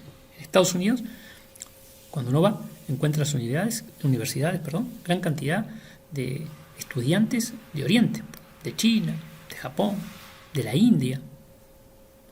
Entonces, al llegar tanta cantidad de esos estudiantes, que además los eligen muy buenos, europeos, algunos latinoamericanos, y van siempre, digamos, los mejores, porque como mucha gente quiere ir, los seleccionan, y de los de ellos mismos, entonces obviamente se generan en todos los ámbitos masa crítica. Y eso genera muchísima mayor cantidad de publicaciones, de trabajo, de incidencia. Por eso en Uruguay, si queremos avanzar en estas cosas, es importante no perder a nuestros científicos y al mismo tiempo incentivar que haya más científicos. Cómo eso se coordina con los presupuestos es todo un arte. Es todo un arte. ¿Tá? Vean que se habla mucho, ¿no?, del porcentaje del PBI en investigación. Y está muy bien. Pero también veamos que al hablar del porcentaje, si el PBI es chico, el porcentaje va a ser chico, en moneda corriente, quiero decir, y por lo tanto también voy a poder financiar poca cosa. Claro, uno no puede pedir, denme todo el ingreso del país para eso, pero ¿entienden? Entonces es todo un tema a resolver, ¿tá? Para lograr capacidades importantes. Aún así se logran cosas, y eso es muy interesante, ¿no? Pero bueno, quería comentarlo. Pero además tiene otra característica, y estoy poniendo cosas que van más allá de las matemáticas. Si bien lo voy a hablar en matemática, pero ustedes traten de entenderlo y lo voy a explicar que va más allá de la matemática. Por ejemplo, hay escuelas exitosas de matemática. Acá hubo una escuela en Uruguay, una escuela de probabilidad estadística muy exitosa. Acá vinieron, vean, en los años 50 estuvo acá Halmos. Halmos es un matemático muy famoso de la teoría de la medida, y esa teoría es clave para la probabilidad. Estuvo viviendo en Uruguay. Eso generó una escuela muy importante que hasta subsiste hoy en día. Por eso. Y fue profesor mío que vino a Uruguay cuando cayó la Unión Soviética, y que había muchísimas carencias económicas en la Unión Soviética, en Rusia, vino acá el profesor Petrov, discípulo de Kolmogorov, y tuvimos la dicha de tenerlo como docente en Uruguay durante 2 semestres. Ahí nos beneficiamos. Pero fue maravilloso, un profesor maravilloso. Bueno, no sé cómo decirle, porque tendría pero era alguien que, por ejemplo, en las demostraciones matemáticas iba hasta el último detalle, nunca quedaba detalle sin resolver. una velocidad en la explicación, te dirán, ustedes tal vez se quejarían si uno va muy veloz, pero en determinado momento es importante porque al ir rápido podía transmitirnos más cantidad de cosas. Bueno, era realmente una alegría, era un placer, no sé si era un placer ir a sus clases. Y obviamente una aprendida de un gran matemático que fue de los que terminó de resolver lo que se llama un problema importante que duró más de 300 años en la matemática, que es el problema del límite central, de las probabilidades. Él estuvo allí con uno de la convergencia de medidas, con algunos, con Quinchín, todos alumnos de Kolmogorov, que fue quien axiomatizó la probabilidad en 1933. Si bien la probabilidad es un problema antiquísimo, se axiomatizó recién en 1933. Vean, allí aparece otro tema de temporalidad. Uno tiene una disciplina que muchas veces que tiene más de 500, 600 años y que tiene resultados muy valiosos, pero se termina de poner los fundamentos, de fundamentar muchísimo tiempo después. Por eso digo, la axiomatización de la probabilidad se da en 1933, no hace tantos años, de problemas que ya venían con herramientas muy importantes desde antes. Entonces, en esas escuelas exitosas, como les decía, hubo una en Uruguay, y la escuela de sistemas dinámicos, en fin, hay varias escuelas. En Brasil, en Argentina, bueno, hay escuelas exitosas, pero ¿qué comentan Mario y Roberto? Que en los casos de esas escuelas exitosas tuvieron dos características. Una es la calidad científica y lo otro es una capacidad para la construcción institucional. Es decir, ¿qué es la construcción institucional? Lograr un grupo de investigación en el ámbito de la universidad o lo que fuera, ponerlo, consolidarlo, generar nuevos estudiantes. Eso implica que el docente colabora con la formación de sus nuevos estudiantes, los incentiva a ir al exterior para que luego vuelvan, los apoya, se buscan becas, se buscan convenios. Hay una construcción institucional que hace fuerte a ese grupo. Porque si no, se vuelve una persona sola y si no hay financiamiento, no hay continuidad. Y si no hay continuidad, todo se pierde. Es la lucha de todos investigador, o grupo de investigadores, mejor dicho, es que ese trabajo continúe. Y ahí se forma una escuela. Por eso digo una escuela. Antes es un proyecto de investigación, pero cuando se logra trabajar, se vuelve una escuela. Pero, como ellos muy señalan, en muchos casos esas capacidades iban a contrapelo del ambiente intelectual y profesional imperante. ¿Por qué? Porque de pronto trabajar en matemáticas puras o en fundamentos de la psicología o en lo que ustedes quieran no tiene una aplicación rápida o se considera absurdo o lo que fuere. Entonces eso es, no olviden que todos los investigadores siempre viven inmersos en una realidad y esa realidad no tiene por qué ser afín a lo que ellos quieran. Lo vimos. Ahora está muy de moda hablar los virólogos, pero piensen hace 2 años atrás. ¿Cuándo entrevistaban a un virólogo? ¿No? Capaz que decían, ¿para qué estudiamos acá los virus en Uruguay cuando hay otras cosas interesantes? Que los investiguen, no sé, en Europa, en Estados Unidos, en Rusia, no sé, en los países que tienen dinero. Sin embargo, hoy valoramos que hubiera ese esfuerzo de esa gente que estudiaban virología. ¿No? Entonces, el ambiente intelectual y profesional del momento puede ir muy lejano de los intereses de esos grupos y hay que construir institucionalmente, eso es importante. Además de tener calidad, porque si no tenemos calidad no hay producción científica adecuada y obviamente se cae todo, ¿no? Pero la calidad sola a veces no alcanza.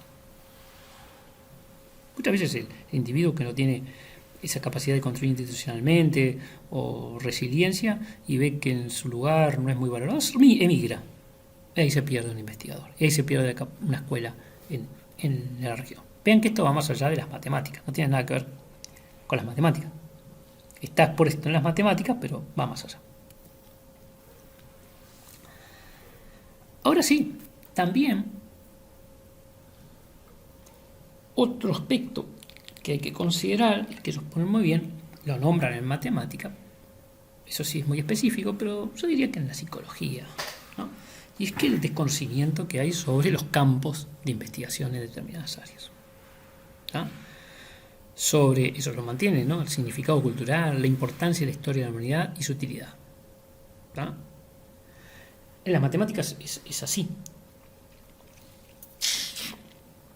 Pero si ustedes me dicen, hace un tiempo, ahora están de moda también las neurociencias, pero tal vez hace un tiempo las neurociencias, o algunos aspectos de la psicología.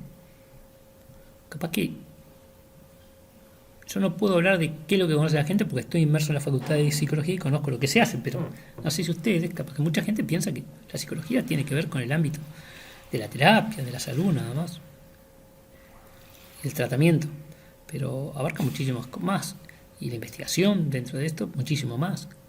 Capaz que hay bastante desconocimiento de lo que se hace. Pero además, el desconocimiento, por ejemplo ahí en matemáticas, está presente en personas educadas. Les comento una anécdota. Yo una vez fui al médico, tenía los problemas de la garganta, fui al médico, era muy joven, tendría 20 años. Y entonces me puse a hablar con el médico y me dice, ¿a qué te dedicas? Le digo, yo estudio matemática. Y entonces el médico me dice, alguien tiene que... Entonces me puso una cara, no sé qué, yo le pregunté, o dijo algo así como que horrible, no me acuerdo muy bien, pero yo le pregunté y su respuesta fue algo así como, bueno, alguien tiene que hacerlo, ¿no? Como que eso es horrible, pero alguien tiene que hacerlo. Es decir, y por supuesto era o como mis amigos a veces me decían, era como que la matemática era para dar clases o no servía para más nada. Es decir, puse el ejemplo del médico porque es una persona educada. Es decir, hay un desconocimiento real de a qué se dedican los matemáticos, qué es lo que hacen, y aún a veces gente entrenada en otras disciplinas científicas. Yo el otro día veo a Radi, por ejemplo, de Gach, y en una pregunta que le dicen qué valoró del Gach, él decía la interdisciplinaridad. Y nombró, dice, porque por ejemplo, yo estoy acá y veo a un matemático haciendo sus simulaciones y al mismo tiempo para colaborar o lo que fuera. Y lo más probable es que Radi, siendo un eminente científico, capaz que aún siendo formado en disciplinas científicas y siendo un eminente científico, todavía no percibía realmente el aporte de la matemática. Y eso lo podemos extrapolar a otras cosas, ¿no? Ahora, eso que es una persona inteligente, como en este caso Radi, enseguida se da cuenta, puede llegar a ser grave cuando esa ignorancia o desconocimiento de lo que aporta sean sectores que tienen decisión sobre la financiación. Entonces, ¿qué pasa cuando se da ese desconocimiento en una determinada disciplina? Repito, disciplina, porque va más allá, cuando están en sectores vinculados a la financiación y a la promoción de la ciencia. Bueno, no se financia. Entonces es un problema grave, porque ¿cómo se mantiene un grupo de investigación sin financiamiento? ¿Cómo se le puede dar a los estudiantes becas si no hay financiamiento? ¿Cómo noveles, doctores o profesores si no hay financiamiento? Entonces eso se vuelve grave. Ahí entran, los grupos tienen que promocionar sus aportes. En psicología la gente es más expresiva y lo promociona. No está mal. Pero ahora sí hablo de mi área y en la matemática, que somos un poco más reservados en esos aspectos. A veces hasta no lo vemos muy bien que alguien ande ahí por no digo divulgando, pero sí divulgando en el ámbito académico, pero no vemos muy bien la prensa ni la TV. Entonces, obviamente ese desconocimiento se amplía. Ahí es un problema que tenemos que lidiar los matemáticos, pero es un problema de nuestra psicología. ¿Bien? Tal vez tengamos que recurrir a apoyo, pero tiene que ver, ¿no? Nos gustan, porque mucho de la actividad es más solitaria, entonces no nos gusta.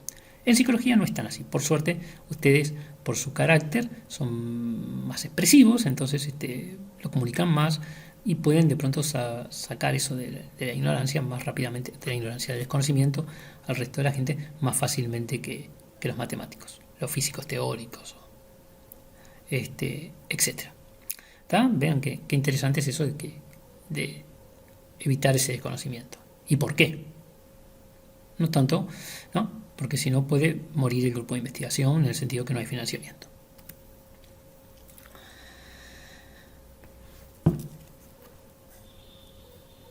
Otro problema que plantean muy bien Roberto y Mario eh, es la carencia de promoción del pensar y de lo formativo a lo largo y ancho del sistema educativo. ¿Está? Eso, como yo les comentaba, muchas veces es y se expresa lo peor de todo, no en los estudiantes, que el estudiante yo diría que es disculpado por el hecho del desconocimiento.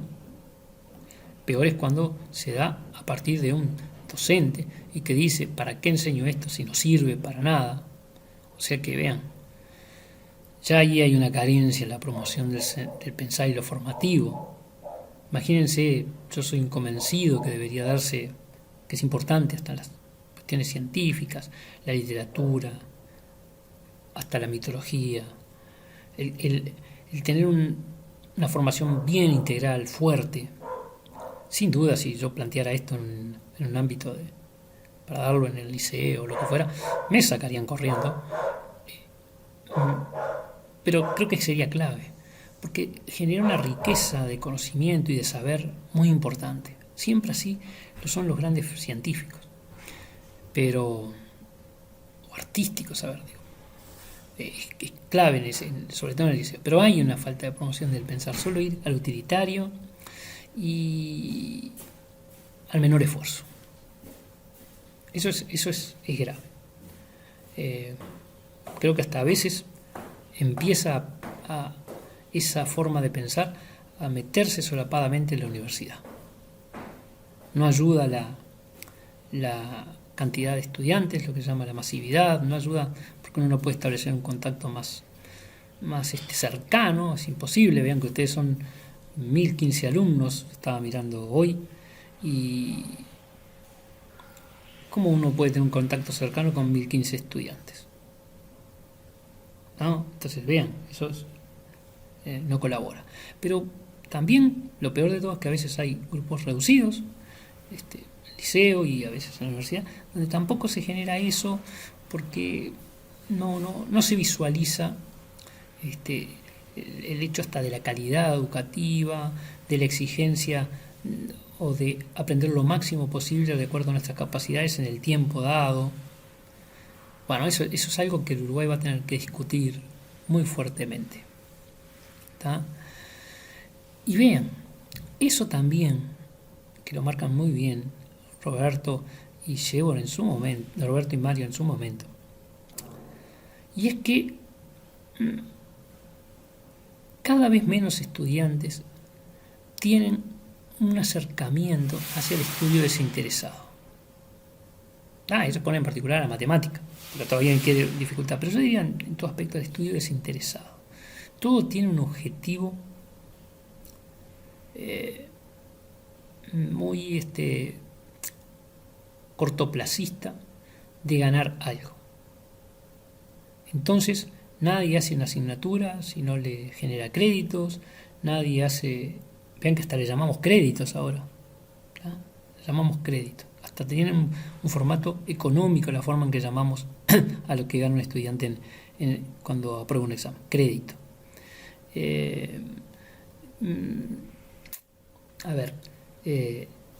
Nadie hace a veces esfuerzos que no estén dirigidos a obtener algo.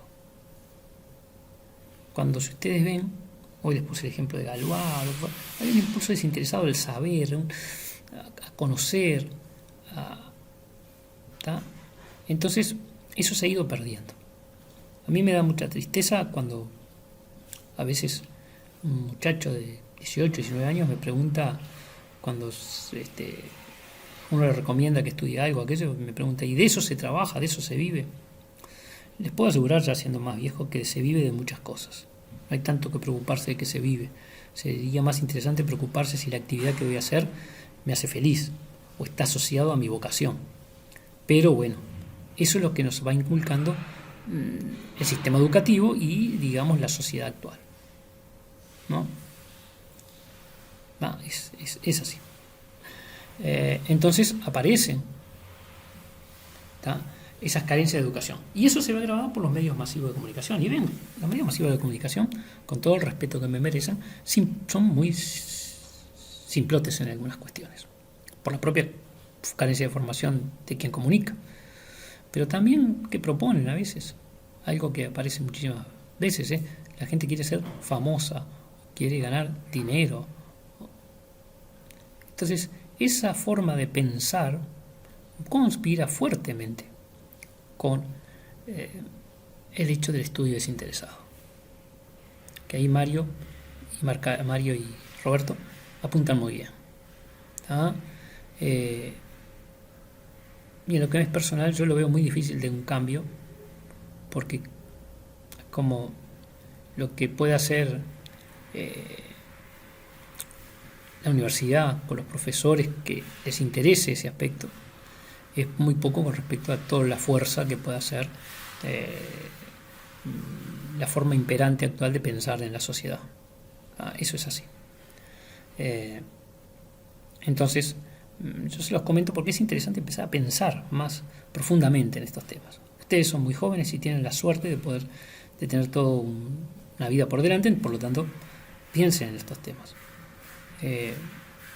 Ya que van a dedicarse obviamente a la psicología, pero el ámbito de la psicología va mucho más allá que ganar el sustento o el dinero o lo que fuere con la práctica, ¿no? Puede que algunos de ustedes tengan ese clima espiritual, como dicen Mario y Roberto, hacia el estudio desinteresado, hacia el saber, hacia la creación de conocimiento. Bueno.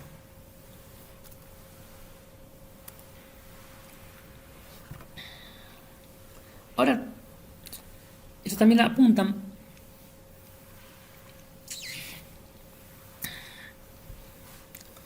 para que la sociedad comprenda la importancia de la matemática, que debe haber una interacción entre los matemáticos y los especialistas de otras disciplinas. Esto también ven que va más allá de la matemática.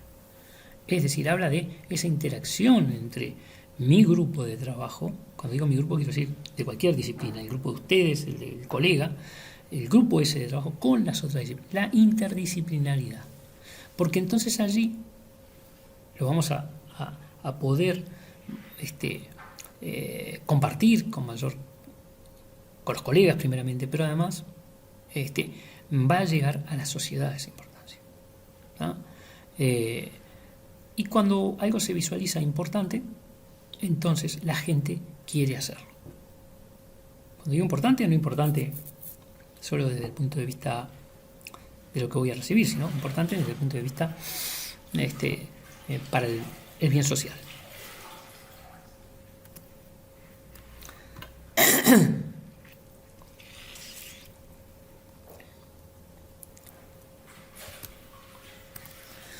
Es así que hay algunas cosas que son interesantes discutir. Por ejemplo, algunas malformaciones que tenemos en los países subdesarrollados y que aparecían en la matemática en América Latina. Primero, hay una creencia, y ha existido una creencia en nuestros países, de que estaríamos en condiciones de recorrer un atajo del saber, es decir, hacer una ciencia del nuevo tipo, algo adaptado a nuestras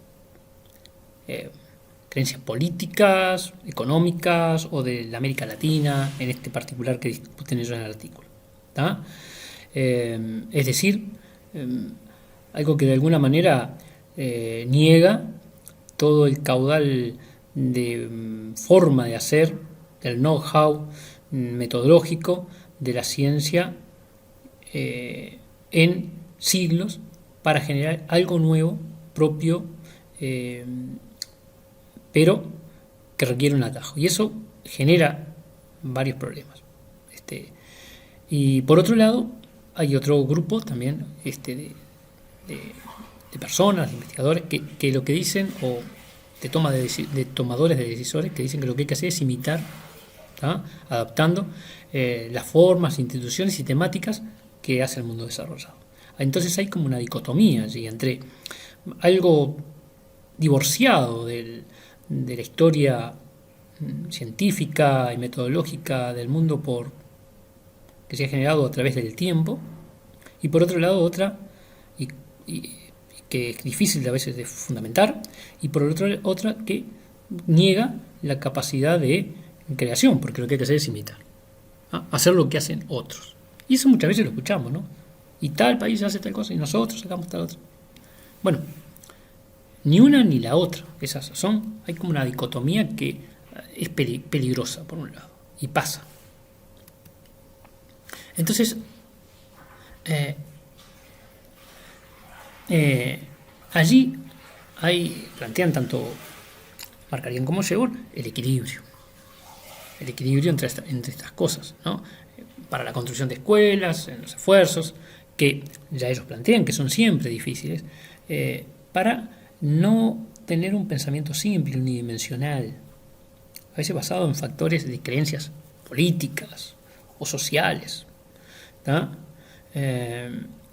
Entonces plantean ese equilibrio y que se prevalezca obviamente la profundidad y el análisis crítico, ¿tá?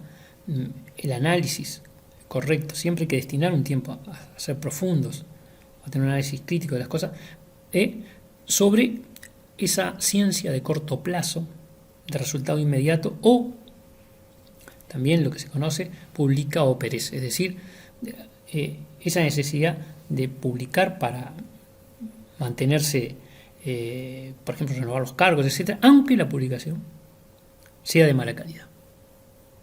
Por eso hay una gran cantidad de publicaciones que uno ve y que en realidad dicen la misma cosa, es como una imitación, pero ahí los autores se van poniendo, pero es debido a eso, a que si no se pierde el trabajo. Entonces, ¿qué genera eso? Genera muchas veces aislamiento o que las personas se adapten a eso. Entonces, ¿qué tanto Mario como Roberto nos dicen que hay que combinar la participación de científicos y actores sociales, ¿no? Y algo que es importante, que muchas veces, si bien siempre se habla de libertad, poca gente realmente deja que los otros sean libres, siempre tratan de imponer su creencia, su forma de ver, hay como una imposición, un dominio, ¿tá? Pero el planteo acá de los docentes es preservar la libertad de creación e impulsar la vida de distintas posiciones y doctrinas, esa tolerancia. ¿Qué es lo que vemos en estos días?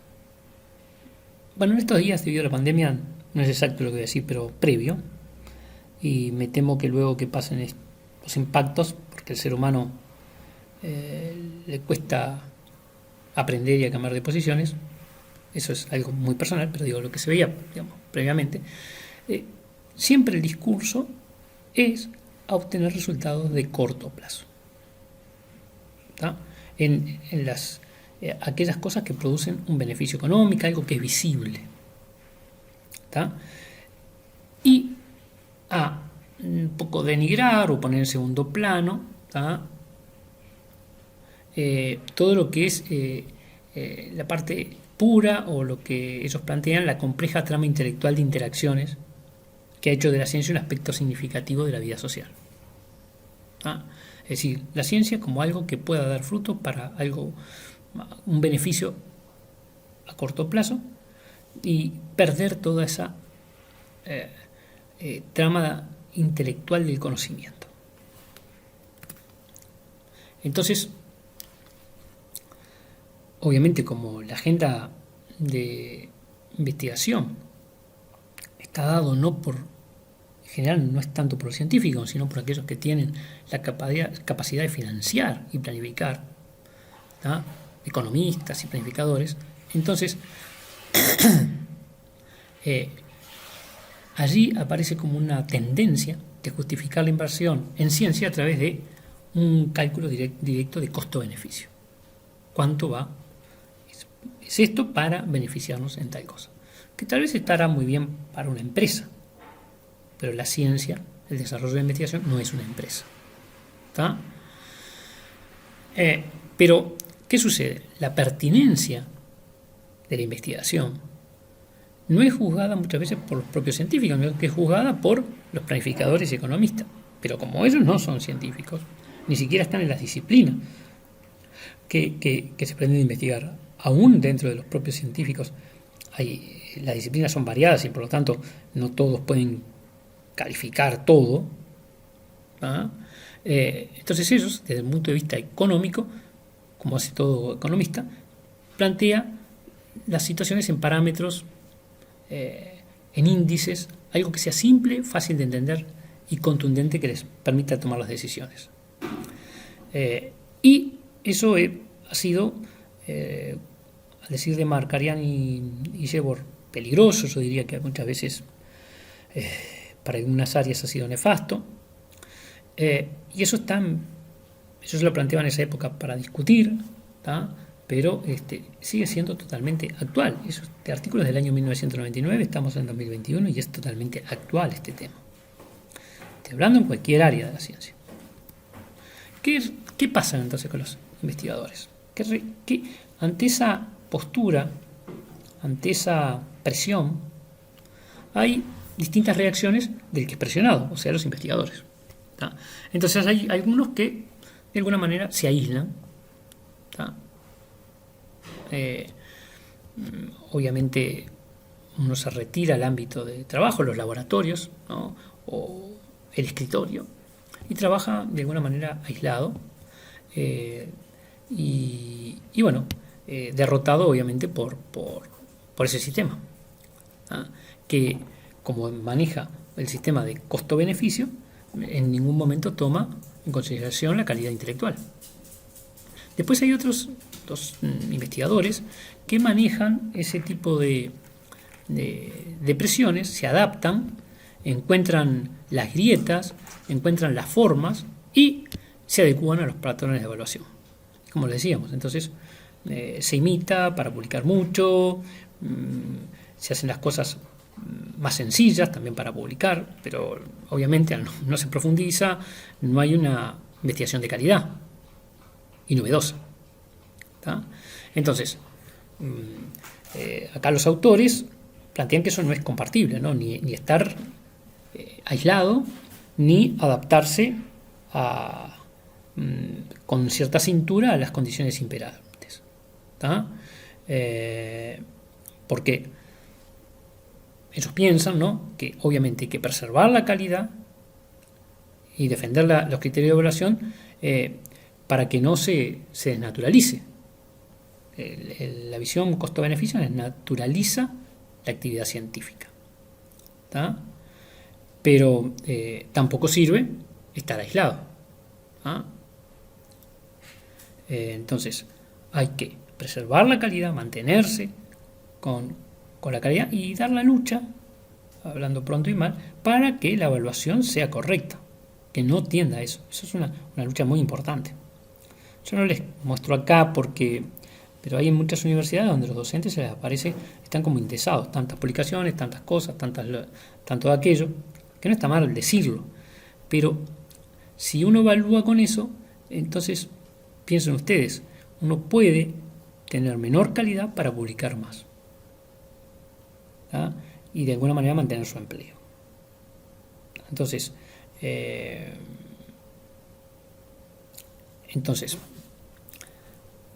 concretamente, con esto que les voy a decir, dice: no es por la vía de perder la independencia y el juicio crítico que se puede esperar mejorar el servicio que la comunidad científica presta a nuestras sociedades.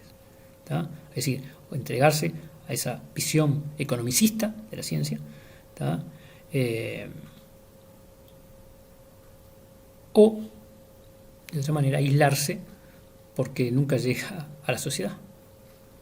Va a depender de la psicología de cada uno y de las ambiciones y expectativas que tiene cada uno, si se ponen en distinta reacción. ¿Tá? Pero es una lucha que da la comunidad científica con respecto a esta evaluación de la calidad de la investigación.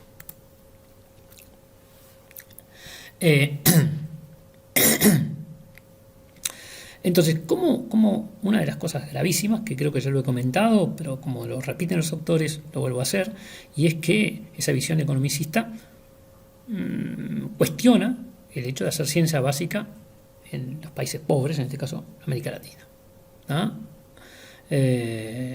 ¿Por qué? Porque quiere directamente tener una aplicabilidad inmediata, más o menos inmediata, y productiva, y con beneficios. ¿Ah? Esto tal vez no sea muy compartible por ustedes, pero la investigación pura es clave. Creo que puse un ejemplo allí sobre la virología o esta señora que trabajó en la RN 40 años, o como la teoría de Galois que se está aplicando ahora en los satélites 200 años después. En fin, es increíble, ¿no? Entonces, pero hay una visión así. ¿Y cómo? Justamente los que tienen decisiones, tienen en general, vienen de las áreas más con una visión más economicista, es complicado. Y no tiene color político partidario, ni a veces filosófico. Yo digo, sí, tiene un color filosófico, ¿no? De lo que tiene que ver con una visión más a largo plazo o más a corto plazo. Obviamente es claro que sin ciencia básica no hay formación avanzada en la tecnología. Nos quedaríamos estancados, el mundo quedaría estancado. Pero hasta las actividades más simples, como comprar tecnología, se vuelve imposible, porque ¿cómo vas a comprar tecnología sin el conocimiento de ese avance que hay, que producen otros, que se basa en ciencia, en ciencia básica? ¿Está? Entonces termina uno comprando cosas inútiles, y eso hemos visto bastantes ejemplos. Entonces hasta aquí yo diría que volviendo al inicio para ir culminando,